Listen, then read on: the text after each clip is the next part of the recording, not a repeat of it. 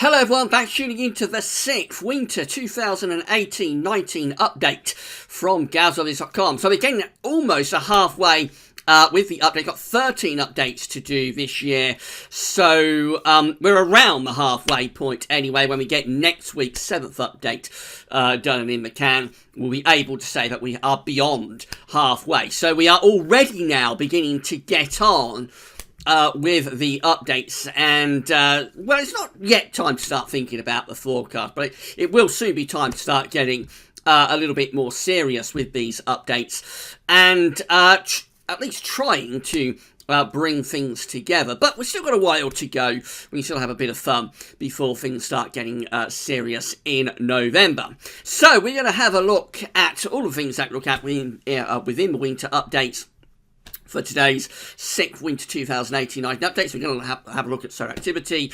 We're going to see what's happening with the oceans. We'll see what's going on with hurricane season. And, of course, we will be concentrating on Siberian and Scandinavian snow cover, which I kind of eased off a little bit on last week. And I had a few people asking me about that. But I'll talk more about Siberian and Scandinavian snow cover when we get to that part of the video. And also plenty of analogues as well, so sit back, buckle up and enjoy it. It's going to be another pretty long video, so you can't watch it all in one go. Don't worry, video will be placed on the winter updates page later on today, and there'll be a written summary that goes with it as well, just going over everything that we discuss in the video. So that will be sometime this evening, usually around 7 o'clock, something like that.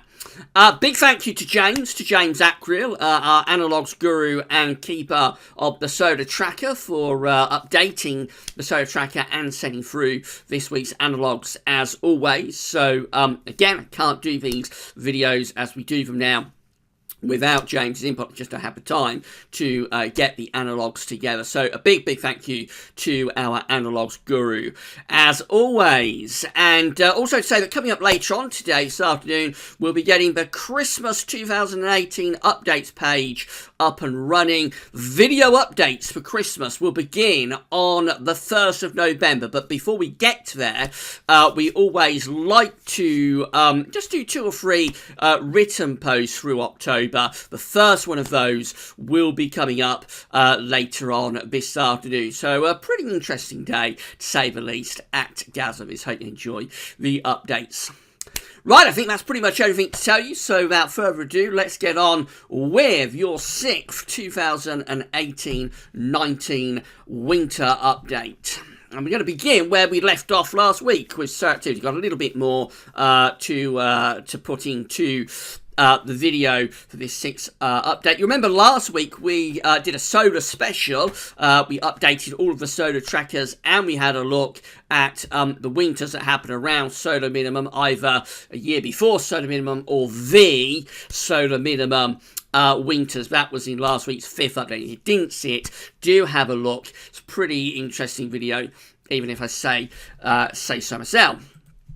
So, just to recap, we are almost at the end of solar cycle 24, the current solar cycle. It's been a very weak solar cycle, to say the least. We started off back in 2008-9 down there with a really, really weak cycle. It was a very, very slow lift up into solar maximum. We had a double peak solar maximum, but interestingly, the second peak was stronger than the first peak, which is quite unusual. The first peak happened there around the end of 2011. And then the second peak happened at the beginning of 2014, winter 2013-14, which of course was that horrible, exceptionally wet winter.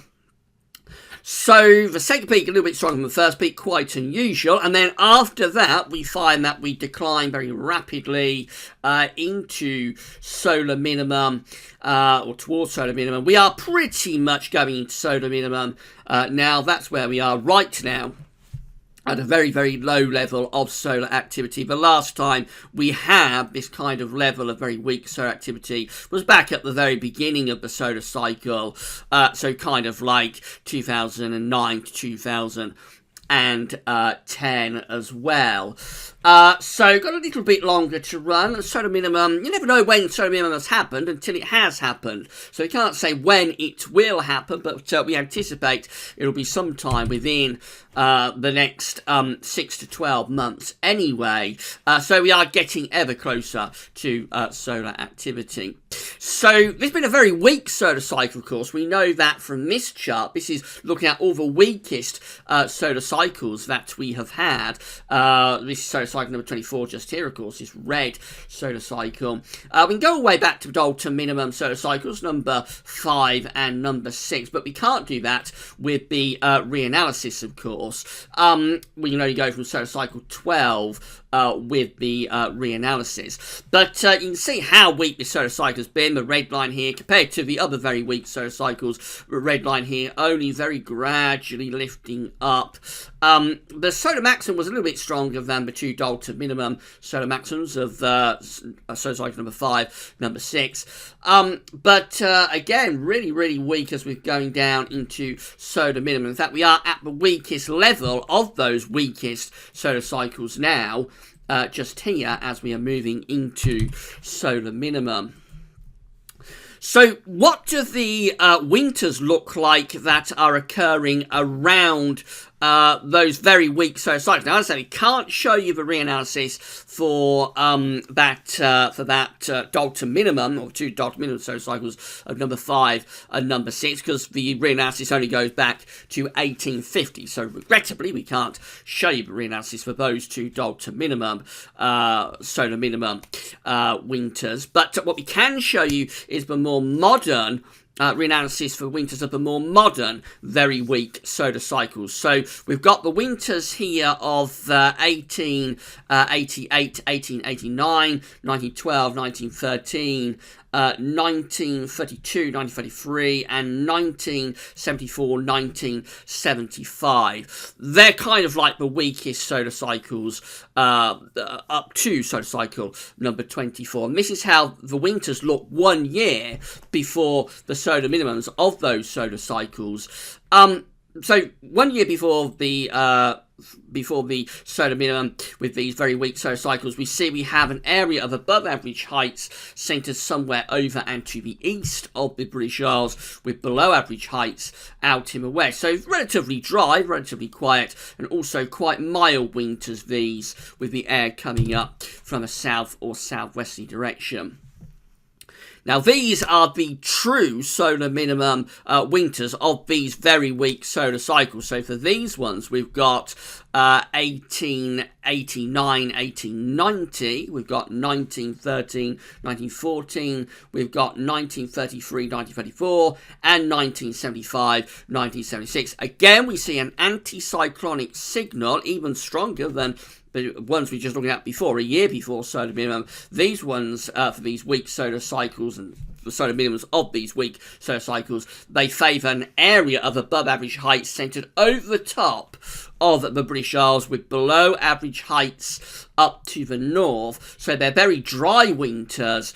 They could be cold under that area of high pressure, but bear in mind there's no real blocking signal, so the jet stream's going to be likely up there. As I say, they could be cold. They're dry, probably quite cold, frosty winters.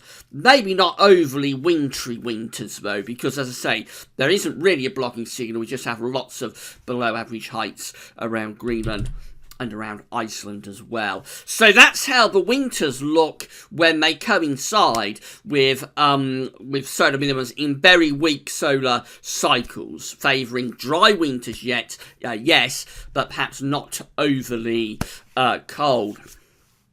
Right, so this is how the solar disk is looking on our side of the disk today from solarham.net, and we can see we are completely spotless. Once again, we haven't got any sunspots to worry about whatsoever there. Solar activity is at very low level because there aren't any sunspots, and for the next 3 days Solarham is reporting that solar activity will remain at very low levels as well.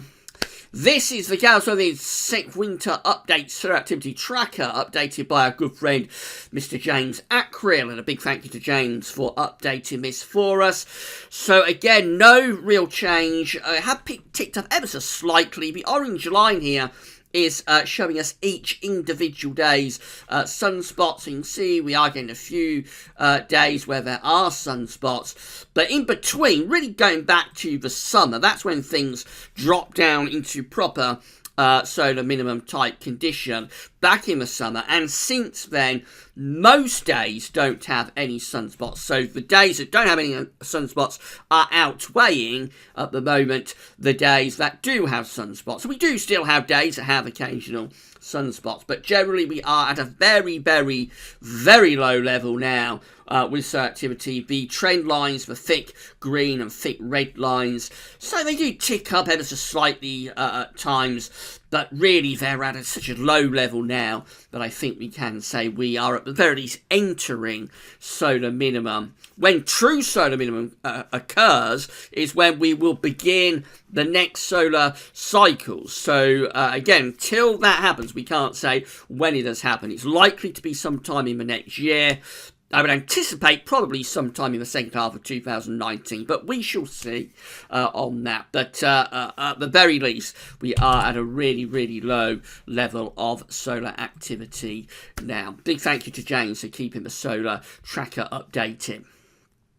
So this is how the oceans were looking when we did last week's 5th Winter 2018-19 update. 3 specific areas of interest, of course. We've got the ENSO region down there. That's the Equatorial Pacific Ocean, of course. ENSO region is from Peru just there to Indonesia, the islands of Indonesia, over there along the equator of the Pacific Ocean. Then we've got the Northern Pacific that we are keen to look at with winter updates. And then, of course, we've got the Northern Atlantic Ocean, which we featured in depth. I think it was in the 4th winter update we did an Atlantic Ocean special. So that's how the oceans were looking when we did last week's 5th Winter 2018-19 update. This is how the oceans are looking right now. So let's deal with the ENSO region first of all. Again, let's go back to last week. That's the situation in the ENSO region last week. This is the situation now, and further warming has occurred. So again, it's not dramatic ENSO signal, but week by week, we do now seem to be inching our way towards, perhaps, and I'm a little bit surprised about this because I wasn't really expecting it to happen, but it does look as though we are going into a weak El Nino for the final quarter of 2018, which would be a very, very late starting El Nino indeed, but it does look as though we are inching our way in that direction. So again, I'll show you how things were looking in the ENSO region last week. This is how things are looking this week. You'll notice some of these blue colours to the south of the ENSO region around here are beginning to dissipate. So one of the things I've been talking about lately is that this cold area of sea surface temperature anomalies off the coast of Chile doesn't tend to be something that you associate with an El Nino, but it does look as though that area is beginning to shrink, and we're seeing signs of that by the area that's further out into the sea beginning to dissipate somewhat. So we do still have quite cold sea surface temperature anomalies off the coast of Chile around there, but they look as though they're starting to ease a little bit, starting to dissipate as the ENSO region begins to warm up. There has been definite warming of the ENSO region. I think you can see that quite clearly over the past week. Further north in the Pacific Ocean, it remains a very warm scene up here. So northern parts of the Pacific Ocean, again, significantly warmer than average sea surface temperature anomalies. That's something we've seen a lot of over the past few years. I don't think we had it last year, but the years before that, and particularly thinking of 2013-14, that had that warm area there in the Northern Pacific. In fact, what I might do next week, as part of the of next week's 7th update. I might have a look at that area in the Northern Pacific Ocean. Do what we did for the Atlantic Ocean special. Maybe we'll go back through the archives and see how many years have had that warm signature there up there in the Northern Pacific Ocean. We definitely had it in 2013-14, and what it did, it helped to promote a ridge around here in the northwestern part of Canada, and that sent the jet stream on a northwest-southeast alignment, so we would have had a trough around there. It would have been a cold winter for sort of eastern parts of Canada and perhaps northeast America, but as that jet stream on that northwest to southeast alignment hit the Atlantic Ocean, it blew up the cold air running out of the eastern part of America with the jet stream, blew up the jet stream off the eastern seaboard of the States, and that at least partly accounted for the tremendously wet winter that we had in the UK, very stormy winter as well, as that jet stream blows up off the east coast of America and sends areas of low pressure spinning across the Atlantic as deep storm systems. Now, I'm not saying that's necessarily going to happen for this winter. Remember, we just talked about winter 2013-14 in terms of being around solar maximums. Well, obviously, that winter had solar activity at a much higher level, even though it's a very weak maximum. Still have been at a much higher level than the solar activity we've got at the moment. But let's wait and see anyway. Maybe it's not that important, but I think we're going to go back through the archives at NOAA next week and see if we can come up with other years that have that very warm Northern Pacific Ocean signature. As far as the Atlantic is concerned, again, let's just have a quick look at last week. So that situation last week in the North Atlantic, we had that colder area to the south of Greenland, then warmer just there, and then near average, I suppose, through the tropical Atlantic. Let's have a look at the latest. Very little difference, really. So we still have that cooler area to the south of Greenland just there, still very warm around here. It's an unusual signature. We established this when we did the 4th winter update, and that, I say that's an Atlantic Ocean special. So it is an unusual signature that we got there to be so cool to the south of Greenland, but then very warm in the central Atlantic and going in towards the east coast of America, and then around average again through the tropical part of the Atlantic Ocean. The Norwegian Sea is cooling, so at the start of these updates, up there in the Norwegian Sea, it was relatively warm, and that's something that we had last year. We did have very warm sea surface temperature anomalies last year in the Norwegian Sea. There is speculation that that may have helped us get a blocking signature going over those warm sea surface temperature anomalies in the Norwegian Sea. This year, after a warm start, things are cooling down. So, again, you can see how the Norwegian Sea was looking last year, how things are looking this year. Definitely, last week, I should say. That's how things are looking last week in the Norwegian Sea. This is how things are looking now. Definitely, things have cooled a bit in the past week. So, it doesn't look as though we're going to have an overly warm Norwegian Sea this year. Just confirming that things are warming up in the ENSO region. These are the latest sea surface temperature anomalies from tropicaltidbits.com. So you can see that again we got the temperature anomalies along the side, we got the dates along the bottom. That's going back into July just there. This is the very latest up to the 6th of August. The blue line shows each individual day's sea surface temperature anomalies. So we're around half a degree above average, somewhere about there. That's the minimum requirement to be in a designated El Niño. You've got to be half a degree above average or more. Through most of the summer, most of the autumn is actually under that level, you'll notice. Quite substantially so at some times. But definitely things have changed since around the 22nd of September, just there. We've started seeing this El Niño really starting to take off. And the very latest return that we have at Tropical Tidbits is going up to there, going to around 0.8 of a degree above average. So we're nearly 1 degree above average. This is still For Central Equatorial-Pacific, this is still kind of like weak El Nino threshold, weak El Nino territory. But definitely, since around the third week of September, things have warmed up quite significantly, I have to say. Through that central part of the Equatorial-Pacific Ocean. I wasn't expecting that to happen. I didn't think that would happen because we're so late into the year, but you just never know with these ENSO events quite how they're going to play out. You remember last year we had a very late starting La Nina cold event. It looks like this year we're going to have a very late starting El Nino event. So I'm beginning to think that for our ENSO analogues, and we'll probably present those in November, for our ENSO analogues, I think we'll probably be focusing on El Nino winters, particularly a focus on weak or moderate El Nino winters. I think it is too late in the year to get a strong or a super Nino. That's off the table, I think, because we're so late in the year. It will peak around Christmas, and there just isn't the time, famous last words, there just isn't the time to get a super Nino or a very strong El Nino event. So I think the ENSO analogues will be focusing on weak or moderate El Ninos. But let's wait and see. We won't get those together until November. It'll be one of the last things we look at, I think, this year. So let's see how things continue to progress through the course of October.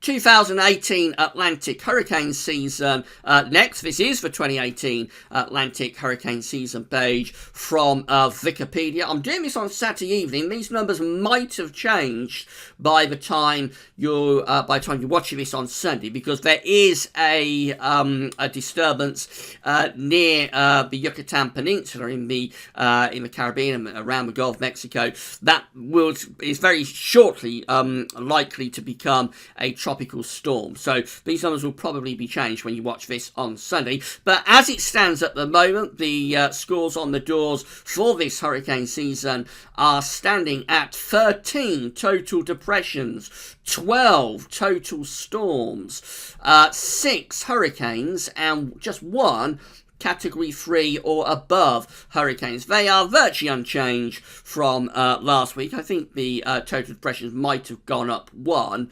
But a very odd season. I talked about this in the video last week. So the number of depressions and storms is actually quite high at 13 and 12, but the number of hurricanes and major hurricanes is relatively low. So that's quite unusual. It is quite an active season in terms of what's happening in the tropical Atlantic, a little bit more so than it was a little bit more so than we expected. Not as strong as it was last year, but a little bit stronger than we expected. We thought this would be a very quiet season due to developing El Nino and that kind of thing. But actually it's been quite active in terms of depressions and storms. But in terms of hurricanes and major hurricanes, actually it's been a relatively quiet season, to be honest, particularly in terms of major hurricanes, as we've only had 1. Still got October to go, though, and as I say, there could well be another storm getting itself to go together, which would be Tropical Storm Michael getting itself together in the next day or so.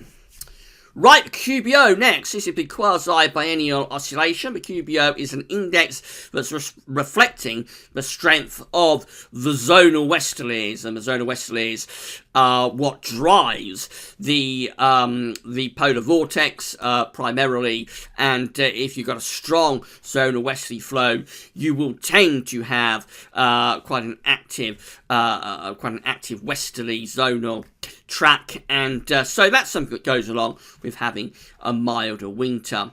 Now the QBO is kind of like a pulse. It's very regular. You go through the easterly QBO and the westerly QBO phases. When you're in an easterly QBO phase, you are weakening the zonal westerlies. When you're in a westerly QBO phase, you are strengthening the zonal westerlies. So at its most basic, an easterly QBO tends to go along with an enhanced, increased chance of a colder, more blocked winter for the UK and Europe as the zonal westerlies are weakened.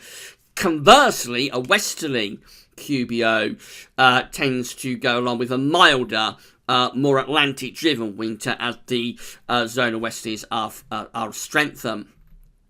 On these charts, on this chart here, easterly QBO depicted by negative numbers, westerly QBO depicted by positive numbers. We're going all the way down through the years, through the 70s, through the 80s, through the 90s, into the noughties, and we come down to 2018. The current year up to now has been an easterly QBO year. This easterly QBO started in 2017 through the summer. See these negative numbers appearing and getting more negative as we go into the final months of 2017, and then continuing on into 2018 as well, becoming extremely negative with the easterly QBO through the summer. This easterly QBO actually reached its peak in July at minus 29.10, exceptionally negative easterly QBO. August, though, saw the first signs of the QBO, the easterly QBO phase ending, because we went from minus 29.10 to minus 20.41. The latest number is in for September, and it is dramatically heading upwards now. We have gone for September's QBO number to minus 9.91. So from July minus 29.10 to September minus 9.91, obviously we are very, very rapidly coming out of that easterly QBO. I thought we probably won't get our first positive westerly QBO number until November or December, but now I'm thinking October might do it. Actually, if we have the kind of rise in the QBO that we saw, or that we've been seeing from July to August, and then from August to September, if we have that kind of increase in the QBO again, but it is possible that our first westerly QBO, our first positive QBO number, will actually happen in October. If it doesn't happen in October, I think it's almost certain it will happen in November. Remember, there is a bit of a time lag between switching QBO phases and actually seeing the effect in the troposphere, which is the boundary level of the atmosphere where weather is taking place. So, for example, in 2015, we start off with an easterly QBO, very negative numbers, that starts to unravel through the spring of 2015. So that's January, that's February, that's March, that's April at minus 24.38, May is minus 12.33, and then June 2015, first positive number, first westerly QBO number, plus 2.18, July plus 7.45. So they are both westerly QBO months, but in terms of the atmospheric response, the atmosphere would probably still have been in an easterly QBO phase through June and July 2015. It probably wouldn't have been until August and September that when we go down to minus 10.97 and 12.07, that's probably around the phase of the cycle where the atmosphere itself would have started reflecting that westerly QBO. So there will be a little bit of a time lag. It means that for October, probably the atmosphere still reflecting the easterly QBO, probably for November as well.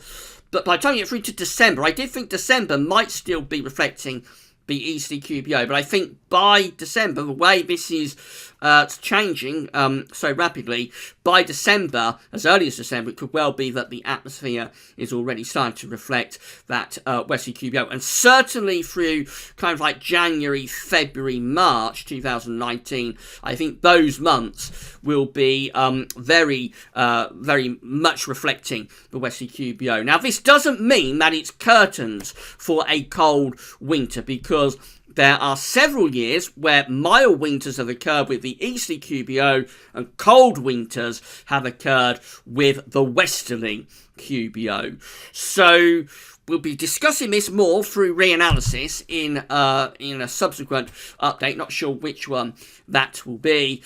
But again, a westerly QBO can coincide with a cold winter, and an easterly QBO can, indeed has done very often, coinciding with mild winters. We'll keep monitoring the QBO over the next few months. Right, so the next thing we're going to look at is what's happening in terms of the CFS and GFS forecast for the stratosphere at 10 HPA, the strength, if you like, of the zonal flow. So I didn't include this in last week's video. I know some of you did miss this. What you're looking at here is a chart that is showing, let's deal with the black line first of all. The black line is the trend line for the strength of the zonal flow at 10 HPA in the stratosphere over North Pole. So at this time of year, we're going into the autumn, into winter. You would expect the strength of the stratosphere to be in a strengthening phase. It should be increasing in strength in terms of the zonal flow at 10 HPA. Kind of like going size with the QBO in some ways, this. So we are in a strengthening period at 10 HPA in terms of the zonal winds. Now, this green area just here, that is the GFS model and its assumptions. It only gets us 2 weeks in.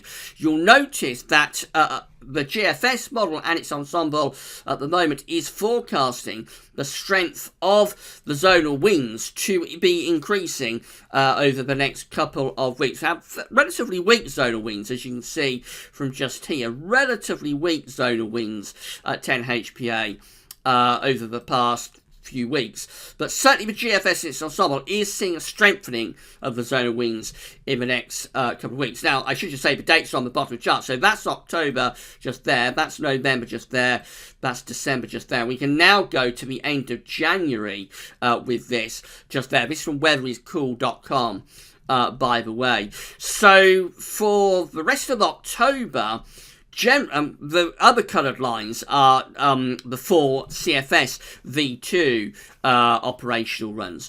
The strength of the zonal wind via the CFS V2, the 4 CFS V2 runs that occur. So the CFS is forecasting the zonal winds to be increasingly strong as we go through the rest of October. And also strengthening a little bit as well as we go through November as well. This is November just here. You'll see that in November, again, CFS V2 is forecasting the zonal winds to be a little bit stronger than we've seen with these over the past few updates. A couple of updates ago, 2 or 3 updates back, CFS was generally forecasting very weak zonal winds. Now I think it is forecasting those zonal winds to be rather stronger during the course of November. As we go through December, and that's December just there, of course, bit of a split really in December. So some of these CFS members, some of these CFS runs are forecasting the zonal winds to still be relatively strong, still close to average. Some of them are dropping though, becoming weaker. And I think the trend as we go through January, as I say, we can see January now. This is January, so we kind of like go up to the 31st of January now. And the trend then is we do keep this ensemble member relatively strong through the course of January, but many of these ensemble members are dropping away through the course of January. So it may be picking up, CFS may be picking up some sort of sudden stratospheric warming that's occurring in January, maybe the end of December or into January, that's weakening the zonal winds. But I think what we need to concentrate on here is November and December, actually, because they have strengthened. CFS V2 is strengthening the zonal wind a little bit anyway, compared to what it was showing 2 or 3 updates back. So it looks as though just November and December may not be as weak with the zonal winds as this was indicating 2 or 3 updates ago. But of course, it's based on the CFS model. It is prone to a lot of chopping and changing. And then we've got Siberian snow cover, which I didn't really touch on last week when I did the 5th winter update. So this is how, so I did look at it very briefly, but we didn't go over it in too much detail, and people were a bit nonplussed about that because of what's happening over Scandinavia. So this is how things were looking last week across Russia and Scandinavia in terms of Siberian snow cover. By the way, the Arctic sea ice refreeze is well and truly underway. Now that's depicted by that yellow area. So this is how things were looking last week. Very little snow cover across Russia and Siberia, but you'll notice we did have some snow cover around Scandinavia, which is very unusual for September. This is from Friday 28th of September, of course, this chart. And I didn't really mention it. I didn't have time to talk about it last week, and a few people were a bit nonplussed about that. So sorry to those people that were a bit put out by me not mentioning the snow cover that we had over Scandinavia. I'm going to talk about it more for this update, though. So that's how things were looking last week. Let's have a look at the very latest chart I can show you, which is the Friday, the 5th of October. Quite interesting what's going on there. So, again, last week to this week, you can see that snow cover has increased across Siberia, but not all that much, actually. This is a very, very slow start. I'm going to show you how this compares to previous years, going back to 1998 in a moment. This is a very, very slow start to the Siberian snow cover season. But look what's happened over Scandinavia over the past week. So again, that was last week when we already had some snow cover over Scandinavia, which is quite unusual, as I say, for September. But now we have got really quite a high level of snow cover here across northern parts of Scandinavia. And that is very unusual. You're going to see how unusual that is for the 5th of October in a moment. We do focus both on Siberia and Russia and also on Scandinavia. I do like to see snow cover bedding in over Scandinavia in October. It's one of the things that I'm looking for. Also, we like to see how quickly the snow cover spreads across Russia and Siberia in October. Whether Russia, Siberia or Scandinavia is most important, it's very difficult to say. But as I say, I do like to see snow cover bedding in over Scandinavia. Let's see how that on the 5th of October 2018 compares to past years. So we're going to begin in 1998, and this is how things were looking in 1998. So we have less in the way of snow cover now, quite substantially so, compared to 1998 across Russia, but we have more across Scandinavia.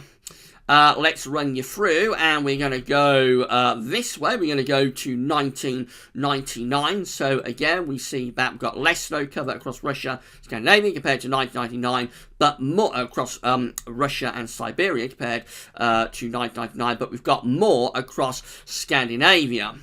And then we're going to go through to the year 2000. So that's year 2000, probably quite close to 2000 actually for Russia and Siberia, but more this year across Scandinavia. That's 2001. Again, we're above 2001 for Scandinavian snow cover. Probably there was more snow cover across Russia and Siberia, though, in 2001 at this point. That's 2002. Look how that compares 2002 to this year. So we're well down on Siberian and Russian snow cover at this point in 2002, but we do have more snow cover across Scandinavia.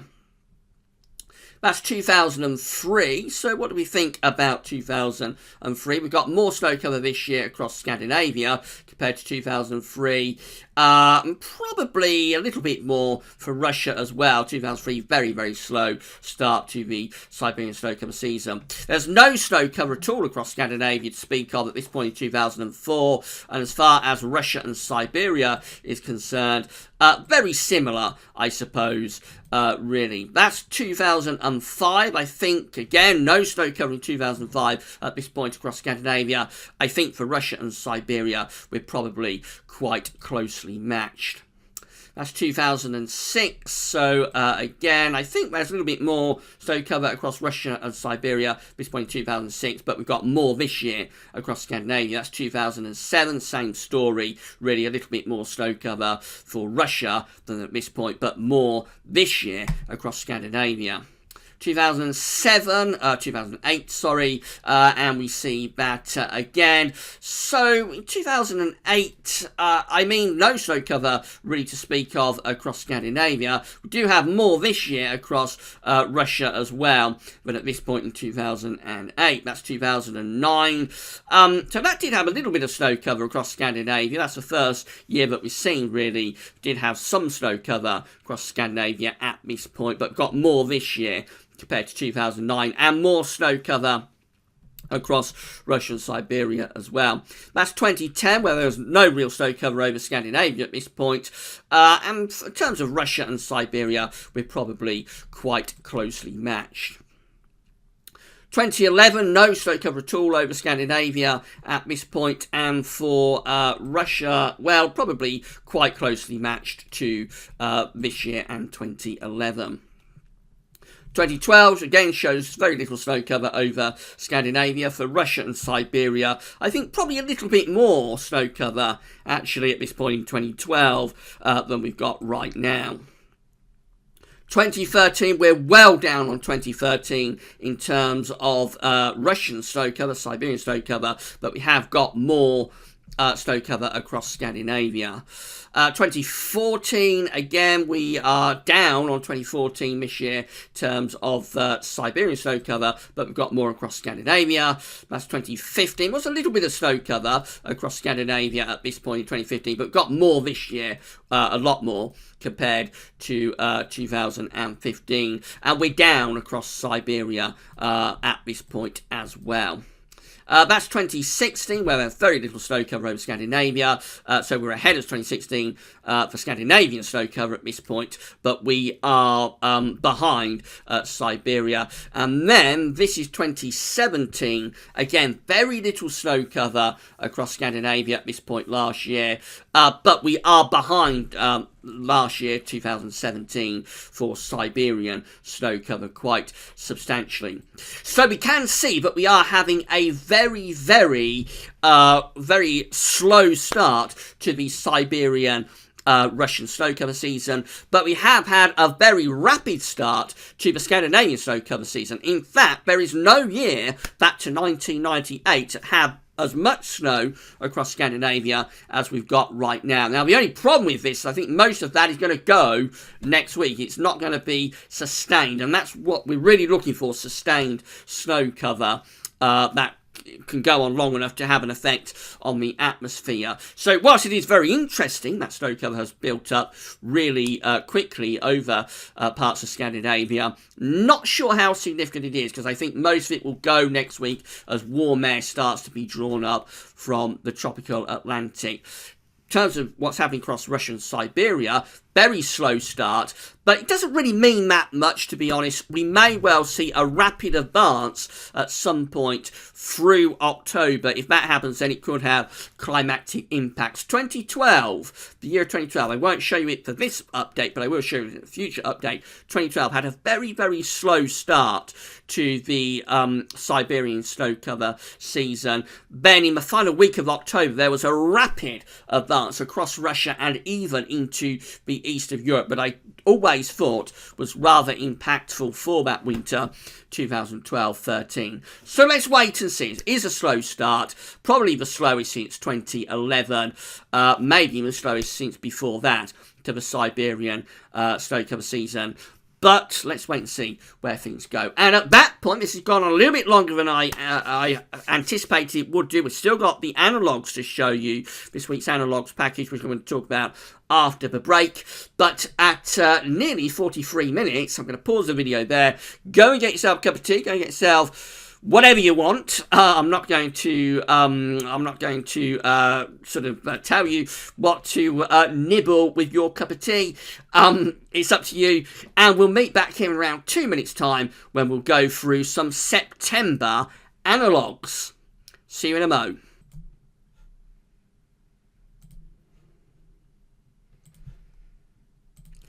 Hello there, welcome back to the 6th 2018-19 update. So we're going to have a look at some reanalysis now in this second part of the video.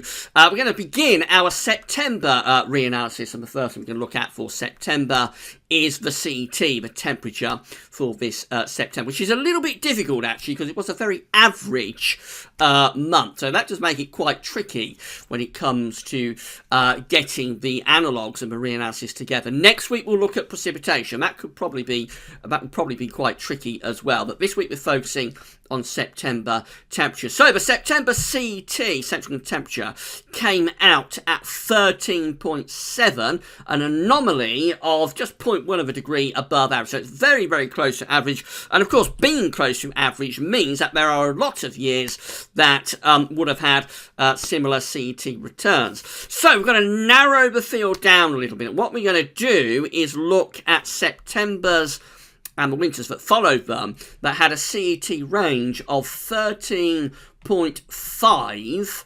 to 13.9. And that, of course, brings September 2018 out bang, slap bang in the middle at 13.7. And then we'll look at winters that followed them. So the first year that we're looking at is 1867, which had a September CET of 13.6. And the winter that followed it, of course, is winter of 1867, 1868. And it was a mild winter. It had above average heights to the southwest with below average heights up to the north. And we bring that westerly flow and jet stream through. So that was a mild winter following that CET of 13.6. Then we have the September of 1874, I should say. Again, it has September CT of 13.6. The winter itself is the winter of 1874, 1875, has below average heights over and to the south of the UK with above average heights up to the north. So this is a much colder winter signal. We'll be bringing winds in from an easterly direction with that one. The next September is 1900. It has a CET of 13.6. So the winter that we're interested in is the winter of 1900, 1901. Again, quite a cold signal actually. We have a blocking signature here around Greenland with below average heights underneath it to the south. You'd be pulling down cold air into that trough. The winter of 1900, 1901 looks like it was a cold winter. Our next September CT is 1906. This is the winter of 1906, 1907. Has above average heights out to the west of the country, below average heights up to the north, and also to the east. The flow on the jet is going something rather like that. Fairly quiet winter, fairly dry winter, 1906, 1907. It starts off quite cold and then gets milder. The next September is 1911, has a September CT of 13.9. The winter of 1911, 1912 is unsettled with a deep area below average heights to the west and a strong westerly flow coming through as well. Next September CT is for 1930 at 13.6. The winter of 1930, 1931 has below average heights over and a little bit to the east of the UK with above average heights in the Atlantic. Looks like there would have been some quite cold weather through the winter of 1930, 1931.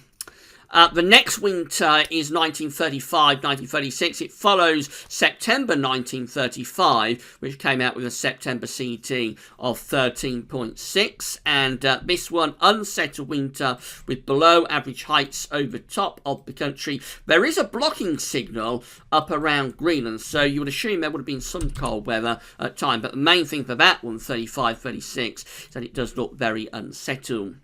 Winter of 1948, 1949 comes up next, following September 1948 with a CET of 13.8. This one's a very quiet winter. It has above average heights over to the south of the country, below average heights up to the north. The winter of 1948, 1949 is bringing mild air in from off the Atlantic. The next winter is 1953, 1954. It follows the September of 1953 with a CET of 13.8. This one has below average heights to the south of the country, has above average heights up to the north, and the winds coming in from the east. It's a late starter, but when it gets going, gets really quite cold indeed. February 1954 was a very cold and wintry month. Our next September is 1966, has a CET of 13.8. The winter of 1966-1967 looks like that. Below average heights over to the east of the country is a bit of a blocking signal. That's actually one of the milder winters of the 1960s. There's a lot of cold winters in the 1960s. That's one of the milder ones. The next September is 1968 with a CT of 13.9. The winter of 1968 to 1969 looks like this. Very interesting winter. It's a cold winter with below average heights to the south and a strong blocking signal up to the north. December 1968 has a white Christmas. Then it gets very wet and unsettled in January. And then there's a bitterly cold and very snowy February 1969. The next September, again with a CET of 13.9, is September 1969. So September 68, September 69 both come out with the same CET at 13.9. This is the winter of 1969-1970. Quite a cold winter, this one. It doesn't look that dramatic, but it has below average heights to the south, above average heights up to the north. Starts off relatively quiet, but things do get more interesting again through February and into March in particular. The next September is 1975. This is the winter of 1975-1976. This was cropping up quite a lot in the winter updates this year, I have to say. It's a quiet and mild winter. The jet stream is up there. A lot of quiet weather. And a fairly mild winter, very dry winter, 75-76. Then we have September 1979 with a CET of 13.5. The winter of 1979-1980 looks like that, with again above average heights to the north, below average heights in the Atlantic. It has a go at being a cold winter, but it wasn't a particularly cold winter, certainly not as cold as the winter before, 78-79. We're into 1980s for our next winter and our next September. It's September 1983, which comes out with a CET of 13.7, bang on September 2018. This is how the winter of 84 winter of 83-84 looks, with above average heights out to the west of the country and below average heights up to the north. The jet stream is on a northwest-southeast alignment, so it's an unsettled winter and really quite a cold winter as well, given that it's Atlantic driven. And then the next year has the same September CET at 13.7, and the winter that follows it is 84-85, and this is a proper cold winter to say the least. This one has below average heights stuck out in the middle of the Atlantic and well to our south, with a strong blocking signal to the north of Scandinavia, bringing in those easy winds. That's a bitterly cold winter in 84-85. The next September is going to be 1987, and the winter of 1987-1988 is unsettled and also very mild, with the low pressure over to the west of the country. It's the first, 87-88 is the first of the three exceptionally mild winters that occurred from 87-88 to 89-90. Then we come out with September 1995, which again, it has a CET. September 1995 has a CET of 13.7, bang on this year. This one's cropping up in the winter updates quite a bit this year again as well, with a blocking signal over Scandinavia, below average heights to our south, and yes, it's a very easterly winter as well. Cold winter in 95-96. 96-97 has a September CET of 13.6. The winter of 96-97 with, that's wrong, that needs to be above average heights over and to the east of the country. Very strange winter, that one. 96-97 starts off cold, front-loaded winter, gets exceptionally mild by February 97.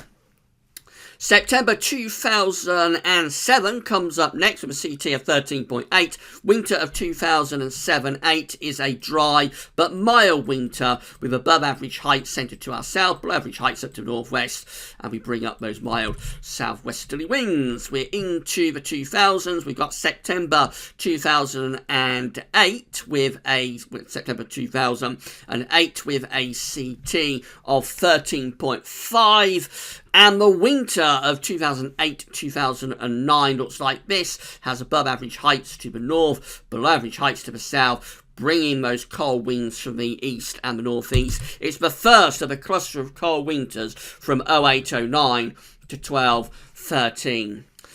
September 2010 comes up next, so this includes the December. To remember, September 2010 has a CT of 13.8. The winter of 2010-11 has a strong blocking signal around Greenland, below average heights to the south. It has for December to remember, that brutally cold December of 2010.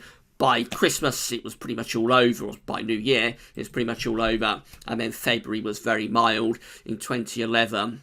2013-14 shows up next. September 2013 has a CT of 13.7. The winter of 2013-14 is exceptionally mild and exceptionally wet as well. A horrible winter, never stopped raining from beginning to end. And then finally, we've got last year, 2017, with a September CET of 13.5. The winter of 2017-2018 looks like that, with below average heights just a little bit to the east of the UK, a very strong blocking signal up to the north. You can see why it was a colder winter, not necessarily a cold winter, because it does have this ridge in the Atlantic, which is trying to bring in westerly winds, but it certainly is a colder winter as we push down colder air via that blocking into the trough. So let's put this all together, and of course we've got too many years there to be able to combine them all. So what we're going to look at is those years that had September CETs of 13.7 plus or minus 0.1. So this is in a range of 13.6 through to 13.8, with 13.7 slap bang in the middle. This is how all the Decembers look when you combine those years. And we have below average heights to the south. We have above average heights up to the northeast. So this could be a cold signal for December, actually. We send the jet stream down there somewhere. Could well be a coldish signal. Not perfect for cold, but it could be a cold signal in the Decembers. And then the blocking signal strengthens a lot in the Januaries. Look at this. We have a strong blocking signal to the north of the country, around Greenland and Iceland, with these winters following these Septembers of 13.7 plus or minus 0.1 of a degree. But below average heights are to the south, and we bring in those easterly winds potentially. So with the trough very close to us, but also the blocking signal, there is a potential for a lot of wintry weather perhaps in the Januaries. The Februaries just look mild and wet, so this is how the Februaries are looking when we combine those years. Again, we have a trough centred over top of the country and a much, much weaker blocking signal. It is still there to some degree to the north of Scandinavia, but it's much weaker. The Februaries favouring a mild and wet outcome. But then we go through to the Marches, and very interestingly, because this is something we've been seeing quite a bit in the updates so far this year, in the Marches, the blocking signal comes back, centres over Greenland and Iceland, with the below average heights to the south, potentially pulling in those cold east and northeast winds. So after the blocking eases in the Februaries, it looks like it comes back for March. If we put it all together, this is how the winters overall are looking, and they do have quite a strong blocking signal, I have to say, with these winters following September CETs of 13.7 plus or minus 0.1 of a degree. We do have that trough centred over the top of the country, which is kind of like a buffer to cold, but bear in mind a lot of that will be down to what's going on in the Februaries, which isn't favoured to be a particularly cold month. But definitely a winter that has cold potential if these analogues are true. Right, so nearly taught for an hour. We're just under 1 hour. I just want to very finally leave you with this. So if you're enjoying the winter updates this year, please can you consider becoming a patron for Gazovitz. We are now up to 30 patrons, and by the way, I will be giving a shout out to our latest patrons and donors for Gazovitz in tomorrow, Monday's weather video. So I haven't had time to do that for this winter update, but the latest patrons and donors will be getting a shout out in Monday's video. But if you would like to become a patron for Gazovitz and give us a monthly donation, this is how you can do it via the Gazovitz Patreon page. So just come here, sign up for a Patreon account, and you can give us an ongoing monthly donation. It can be anything from $1 a month upwards. Big thank you to the 30 patrons for Gazovitz. Alternatively, you can come to Gazovitz PayPal page. This is it. We link to both of these pages in the description at YouTube and at all the pages at Gazovitz. So you've got a PayPal account. It's really simple. Just sign in to your PayPal account, and then you can give us a one-off donation via PayPal, and it's helping to pay for the updates, it's helping to pay for the content, it's keeping all of the content completely free of charge. We're not going to be going behind paywall, so there's going to be no question that you have to pay to view. We just asked if you can afford to give us a donation either through Patreon, which is kind of like a monthly donation, or through PayPal, then please can you consider doing that. And a big thank you to all of the patrons and all of the donors for Gazovitz. And that's it. That is your 6th Winter 2018-19 update. We're more or less at the halfway point of winter updates now. I hope you found the video interesting and informative. It's been a very long one, so I just hope you enjoyed it. And that's it. At 1 hour, I'm going to sign off and say thanks so much for watching the video. This video will be placed on the winter updates and forecast page with a written summary this evening going over everything we discussed in the video. But at 1 hour, that's all for now, and thanks for watching.